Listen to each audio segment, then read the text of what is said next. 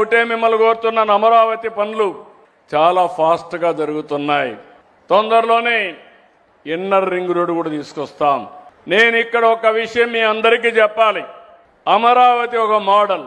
నేను ఆ రోజు అడిగితే 33,000 ఎకరాలు భూమి, 29,000 మంది రైతాంగం, ఒక్క పైసా డబ్బులు తీసుకోకుండా ల్యాండ్ పూలింగ్లో సంవత్సరం యాన్యుటీ తిరిగి అభివృద్ధి భూమి ఇస్తానంటే ముందుకొచ్చారు. అదో గేమ్ చేంజర్గా తయారైంది.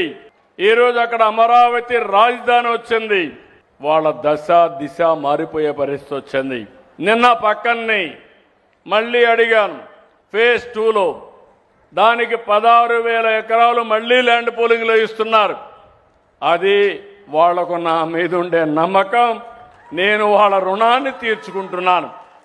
విశాఖపట్నంలో స్టీల్ సిటీ పెట్టాం. 1 నెల 2 నెలల్లో 3,000 ఎకరాలు భూమి ఇచ్చారు. అక్కడ మీరు చూస్తే ఈరోజు ఒక స్టీల్ సిటీనే వస్తూ ఉంది.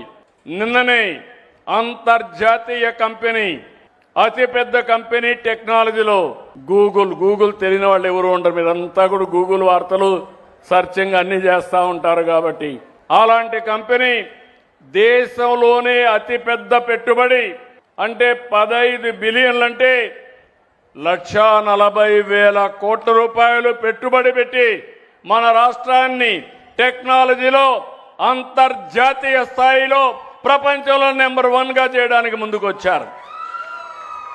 అది చూసిన తర్వాత రిలయన్స్ జియో వచ్చారు. వాళ్ళు మేము $17 బిలియన్ పెడతాం, 1,70,000 కోట్ల రూపాయలు ఖర్చు పెడతామని వచ్చే పరిస్థితికి వచ్చారు.